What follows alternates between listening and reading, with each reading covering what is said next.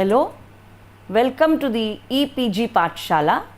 Today I'll be speaking about pesticides. Pesticides are compounds which have both benefits as well as damaging effects on humans and animals. The objective of this talk is introduction to pesticides. I'll be then telling you about the different types of pesticides which are both natural as well as synthetic, the benefits of pesticides which come with a cost to the damage if they cause. Then I'll be talking about the bioaccumulation of pesticides, and last I'll be telling you about the use of pesticides in India. What is a pesticide? Pesticides are materials which are used to control pests.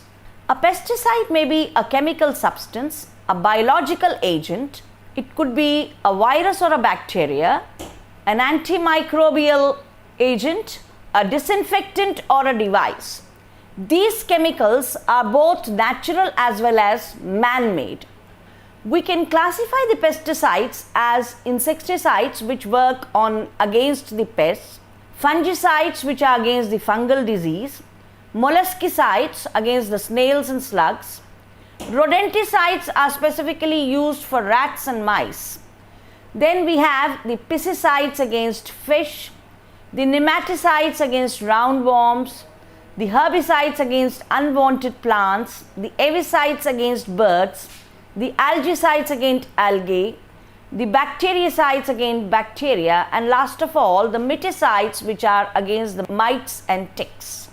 What is the benefit of using pesticides? Pesticides are useful to protect crops, they are useful to control insects in the forest, they are useful for the parks and recreational areas where we want to control the weeds, insects and pests. They are also used in houses, school and office buildings to control the insects, rodents and fungi. In aquatic sites, they are fundamentally used for controlling mosquitoes and weeds. And on the wood products, they are used against the wood destroying organisms, fundamentally the termites. And for food preparation areas, they are used to control insects and rodents. And of course, all of us use against our skin also to kill and repel the insects. The natural pesticides are those which are derived from plants. And the examples of these are nicotine, which is derived from tobacco, rotenone, which can be extracted from the legume roots, and pyrethrines. These natural pesticides are biodegradable and they do not cause any harm.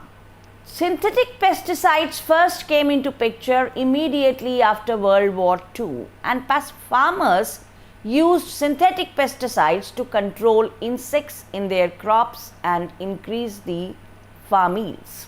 The use of synthetic pesticides in agriculture comes with a cost for the environment and the health of animals and humans. Rachel Carson, an American biologist, wrote a book in 1972 about Silent Spring. That was the title of the book, and which described that using of DDT was making the eggshell thin and the population of the bald eagles and falcons was greatly decreasing. Because of this book, DDT was banned in USA in 1972. However, we are still using DDT.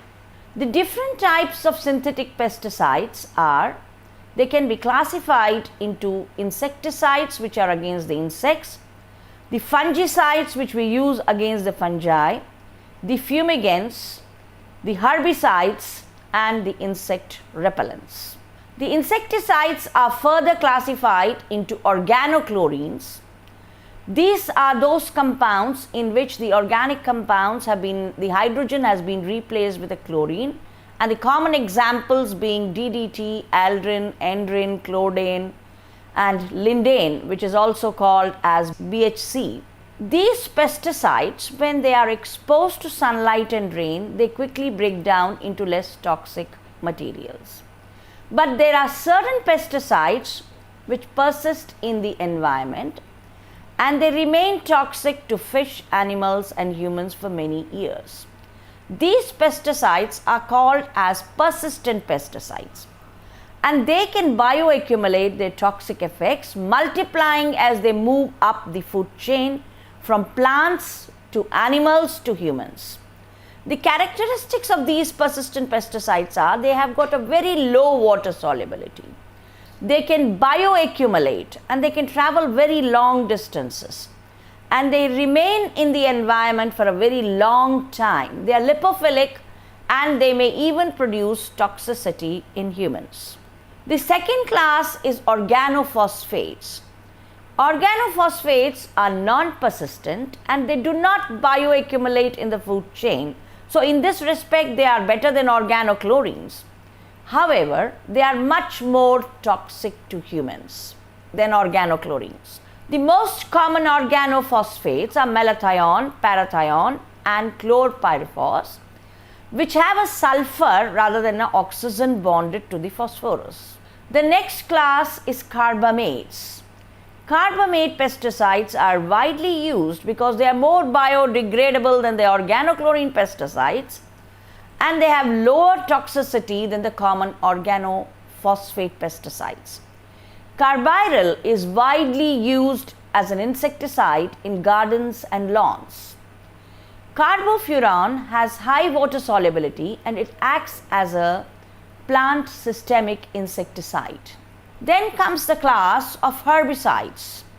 Herbicides are those chemicals which are used to manipulate or control undesirable vegetation.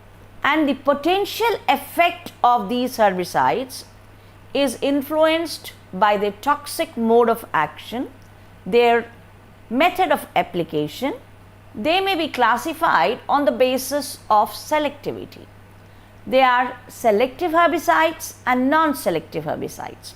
Selective herbicides are those which act on certain plant species but they do not affect the others. Non-selective herbicides, on the other hand, kill all vegetation. They are also classified on the mode of action. Some of these herbicides, they are called as contact herbicides, and they will kill only those plant parts to which they are applied. However, the other class, which is called as systemic herbicides, they are absorbed by the roots of or the other parts of the plant and they move all through the plants.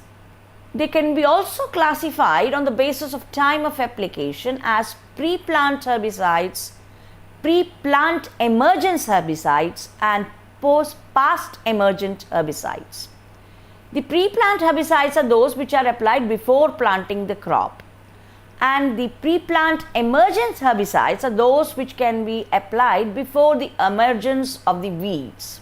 The past emergence herbicides are only applied after the emergence of weeds, and some examples of these are bipyridyls, chlorophenoxy compounds, and glycophosphate.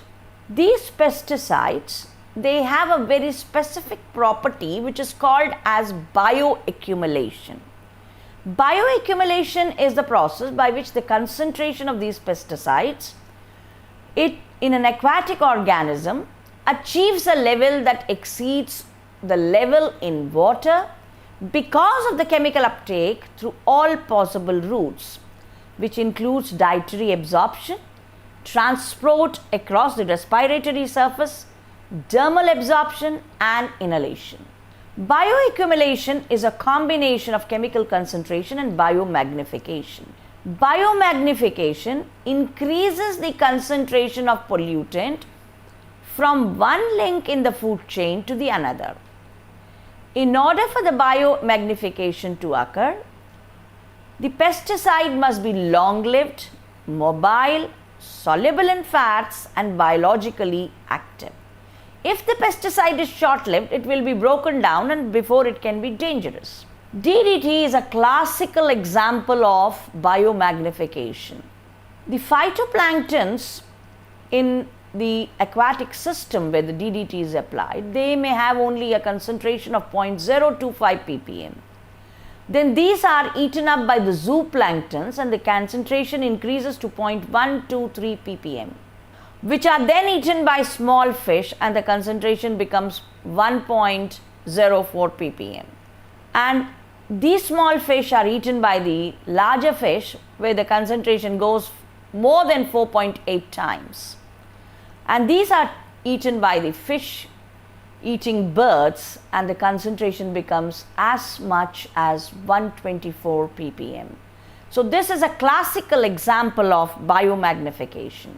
Algicides are chemical substances that are specifically used to control or kill algae, and they include copper sulfate, copper chelates, and compounds like endothal, and certain formulations containing the active ingredient sodium carbonate peroxyhydrate. Molluscicides are chemical substances developed specifically for destroying mollusks. Molluscicides are classified as either the oxidizing or non-oxidizing compounds. The oxidizing chemicals include chlorine, chlorine dioxide, chloramines, potassium permanganate, so on and so forth. And the non-oxidizing molluscicides include quaternary and polyquaternary ammonium compounds. Rodenticides are pesticides that kill rodents. Now, rodents do not include only rats and mice, but they also include squirrels, woodchucks, chipmunks, and other animals. Although rodents play a very important role in nature, they sometimes require control. They can damage crops, transmit disease, and in some cases they cause ecological damage. Rodenticides are usually formulated as baits, which are designed to attract animals. And many rodenticides, they stop the normal blood clotting. The anticoagulant rodenticides are warfarin, bromadiolone, chlorofasinon, etc.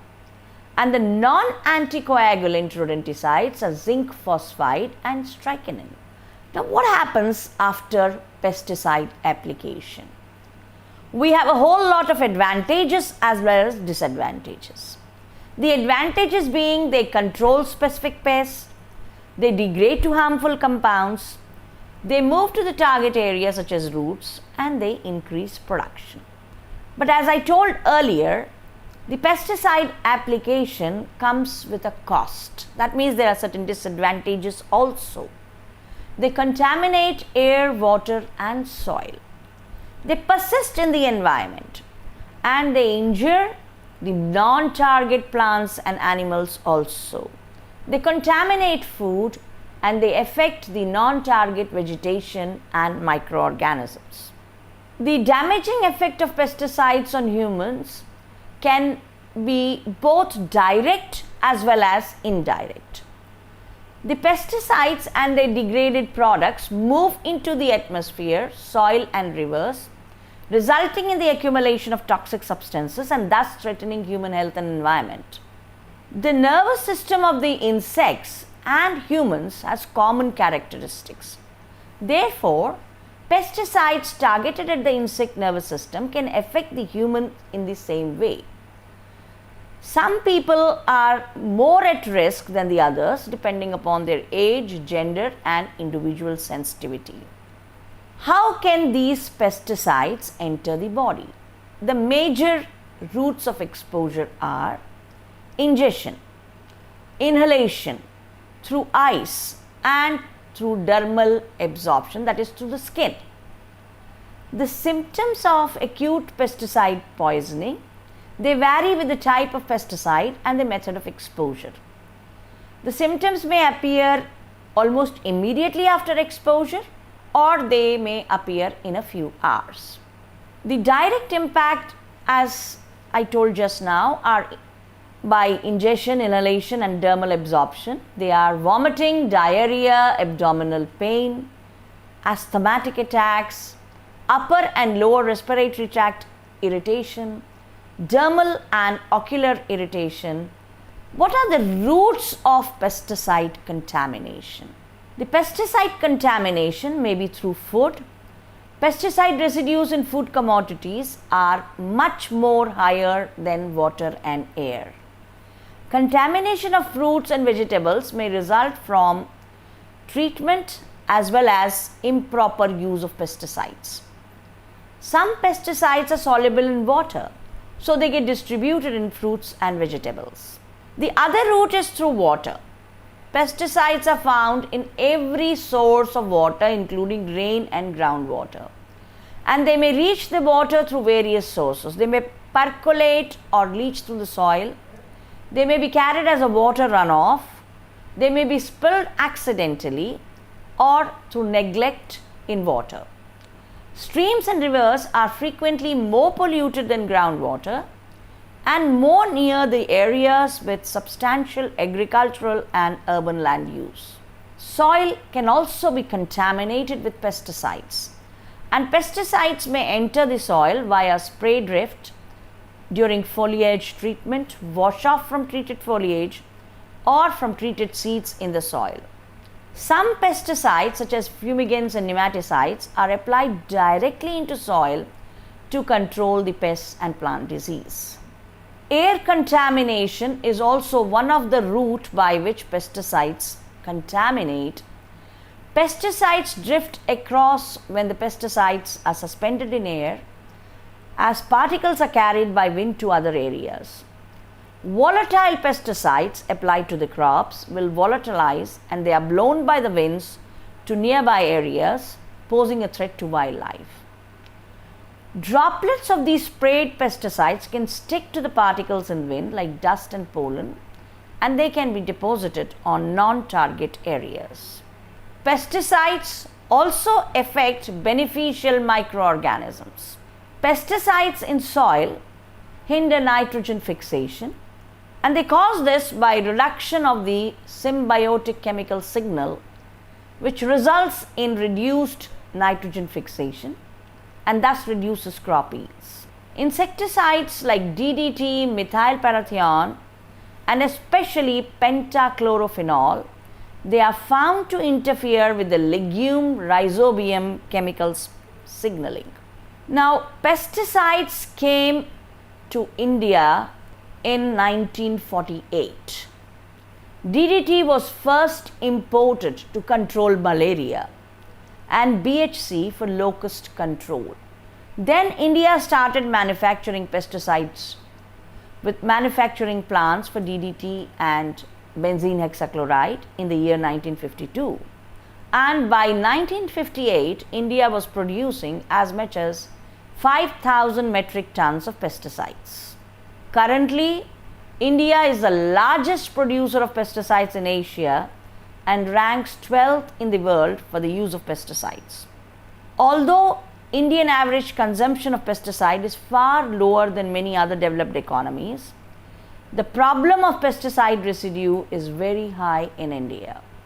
Unfortunately, India is still one of the few remaining countries producing and using some chlorinated pesticides such like DDT and lindane. Among other states, Uttar Pradesh is the largest consumer, followed by Punjab, Haryana and Maharashtra.